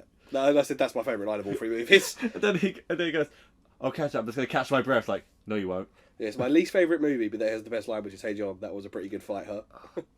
So they do a parlay and they go to the roof and they go, okay, you're showing us show of strength. Yeah. We can use that as an excuse to why you beat us. And then they go, what about John Wick? And Winston, without hesitation, goes, well, he has to die, and shoots him off the roof. 1, yeah, he shot John. 2, why is there a fireplace on the roof? I genuinely, for a second, because of the fireplace, I was like, is this a weird simulation? I thought it was a green screen. Because they actually shot that on the roof. Yeah, but why is there a fireplace with a fire in it? But John should have died. Yeah, he does survive. He should have died. And Pimento saves him with the trolley. Yeah, but he should have died. He should have, yeah. And so I also put that dog's sense of smell is amazing. He knows. He knew immediately, ran out. And my favourite thing is the educator going, if John Wick is alive, the last thing we need is him coming for us in the night. Yes, yeah, exactly. And I've got a feeling, obviously we haven't seen the fourth one yet, Does it feel like he's just going to kill the whole high table by himself? Well, there are certain actors in the next film I'm excited to see. Okay. We'll talk about that in a minute because let's just wrap this up. Okay, yeah. So I said Fishburne has a literal throne. Love it. I love it, and that's right. He's alive. I thought he died. Yeah. That's what I. That's literally. Like, oh my god, he's alive! Amazing. When they were doing the 7 cuts, I generally did the Ralph. Stop! He's already dead. I like the idea that it almost implies he might be immortal. Yeah. And my final comment on this movie is they're going to war. I said I can't believe Winston actually betrayed John. Part of me thinks it's this weird power play that he knew John would survive. Yeah. So that was John Wick 3. Before we talk about the future of John Wick, Rotten Tomato percentage, what do you think? This is the worst one, I think. I think 69. 89. Really? Same as 2. The first one is better than both of them. It is. Not a chance. This is my second favourite. It's too far removed for me. It feels wrong. See. I'd have rather the movie been the whole thing about him escaping New York. See, I agree with it being so far removed from the first one, but I think the second one is a weird blend of the first one and its own thing, like being its absurdist thing. The third one just goes, fuck it, we're just gonna go over the top of it, and it embraces it more. It becomes very comic booky. Yeah, and I mean I don't really care much for the story. It's the stunt work, the fight choreography, and they go more and more with it. Like they get bigger actors for it and everything. It just feels better. The budget, 75 million. What do you think the box office was? Over 200 mil. 327.3 mil. Jesus. People, this is where the fandom for these movies are clearly picked up. You can see why there's a 4th and 5th coming out, and 2 spin-offs. Really? There's a spin-off movie coming out called Ballerina, because you know the ballerinas. Yeah. That's gonna be Ana de Armas. Okay, that'll be cool. And there's gonna be a prequel TV series that's been in development since John Wick 2 about the Impossible Task. And is Keanu playing him? Yes, but no, it's up in the air. Marvel de-aged. It's up in the air. It's either they could just get a young actor and Keanu's just gonna do voiceover shit for it, or they're gonna get Keanu. That's up in the air. Okay. So, as I have done with the last 2 films, favourite kill? The first one with the giant in the book. I mean, it just sets too the stage, good. doesn't it? It's too good. And your favourite scene? The whole 2-level fight scene, and then finishing with 0. That is the best bit. So he fights 2 loads of 2 guys. Yeah. And then 0. Yeah. That whole finishing sequence was brilliant. For me, it's the Ballet House Massacre. Yeah, that is the cool. music, the choreography, the lighting, literally everything in that scene. It's a minute and a half. Because I'm just on about from outside to when she stops the ballet performance. Yeah. Just that minute and a half. That is very cool. It's just so cool. It's really good. So, this episode is obviously now out on February 27th. John Wick 4 comes out next month. Are you excited for it? I'm looking forward to it. Will you see it in cinema? If I could convince my wife to come with me, probably. I never really go to the cinema. It's what happens when you're with someone or you get married. You only really go to the cinema with them, and she has not watched the first one yet. She doesn't do violence very well. But whether I see it in the cinema or whether I wait for it to come out, I will watch it. Do you want to know who the big main actor they're getting for 4 is? Go on then, shoot. Donnie Yen from Ip Man fame. Ooh, really? He's going to be the main antagonist. Is he going to be an opposing hitman? Yes. That's going to be so... And Bill Skarsgård is also in it as well. Okay, yeah, this is going to be good. Yep, he's going to go to Tokyo, Japan. And Paris. And take out the high table? So, they haven't really given much on what the plot is, but that's pretty much what the idea of it is. I feel like if you're going to give it 2 films, across 2 films, he wipes them all out. That's what I'm hoping for, and I'm genuinely so excited. Imagine he breaks down the whole syndicate himself with a handgun, which is always going to happen, isn't it? It possibly could be. But it's like he's in the trailer for 4. He has a friendly interaction with Winston. Which is what makes me believe it's a setup. It's a setup. But at the same time, that is a risky play. Yeah, Winston, go away. Like, I'm going to shoot you off the roof, John. You're going to what? What? No. Alright, fine. And have fucking Pimento there waiting. Exactly. It would have been... I would have believed it would have been a good play if they literally just had a crash mat at the bottom. It's like, that was the plan the whole time. But no, he lands on concrete. Like Sherlock at In Bart's, St. Bart's. yeah, St. Bart's Hospital. Yeah. They borrow a lot from Sherlock in these two. Yeah. Yeah. I think whoever wrote these is a Sherlock fan. Most likely. Yeah. Well, that's it for John Wick. I didn't do any extra credit. I apologise. Full transparency. I got the date wrong of recording. I thought I had another week. I was going to read some of the John Wick comics. Was my plan. Oh, nice. I haven't read any comics, but I have played the John Wick game. Is it good? No. No. Because what it is, it's a weird real-time strategy game. So the game's called John Wick Hex. And what it is, it's a real-time strategy where you are controlling John, you're controlling his movement step by step, and then you're controlling each of his individual actions. So it's kind of like a weird real-time strategy puzzle game. And then at the end of it all, it plays it all back to you as one smooth motion. It's not what I imagine. That sounds like a mobile game. It feels like one. And what is more hilarious is there's a relationship between John Wick and the Payday franchise. Oh, yeah. So after John Wick 1 came out, they introduced John Wick as a character they can play as in Payday, and they introduced the Continental coins, which you can use to upgrade your safe house. Oh, that's cool. Then when John Wick 2 came out, they actually released John Wick DLC, like Payday DLC, where you can do 2 missions. And one of them is when you have to save Sharon. Oh, that's wicked. So, yeah, it's I've not played Payday, but I've heard good things. So Payday 2 is... It's actually the game I put the most hours into. It came out in 2013, and I've pretty much played it almost every year. And it's just a fun co-op game. Yeah, I might have to look into that. Yeah, honestly, recommend it. Yeah. Well, that's it. So, Bobby, what's my recommended reading? So, in a couple of weeks' time, I don't really want to call it a sitcom because it's not really a sitcom. It's kind of just a show. It is funny, but it is a bit drama as well. Bored to Death. You heard of Bored to Death? I have not. So, it's starring Jason Schwartzman and Zach Galifianakis. Ooh, good duo. And, yeah, great duo. And in it, Jason Schwartzman, I believe, if I remember rightly, his original job, the character starts as a novelist, but decides he wants to be a private detective. So, all of the series is him being a private detective. I think it's just the first episode where he starts as a novelist. Yeah. Really funny, really well written, really well acted. Great show. I've got 4 episodes for you to watch. Episode 1, very first episode, episode 1, series 1, it's called Stockholm Syndrome. Series 1, episode 6 is The Case of the Beautiful Blackmailer. Series 2, episode 3 is The Gowanus Canal Has Gonorrhea. I can't remember what that means, but it's a good episode. I remember that. Out. And series 3, episode... I've not written the episode number down. It's called The Black Clock of Time. Whatever number that is. Okay. What's that one? I'll find that one. They're all on Now, but they're also available on Prime to buy and stuff. But I think they're all on Now Entertainment to watch for free. Perfect. You'd like to follow us on Instagram, we are CC Society Pod, and if you would like us to send us an email, we are ccsocietypod@gmail.com. Thanks for listening. Bye. Bye.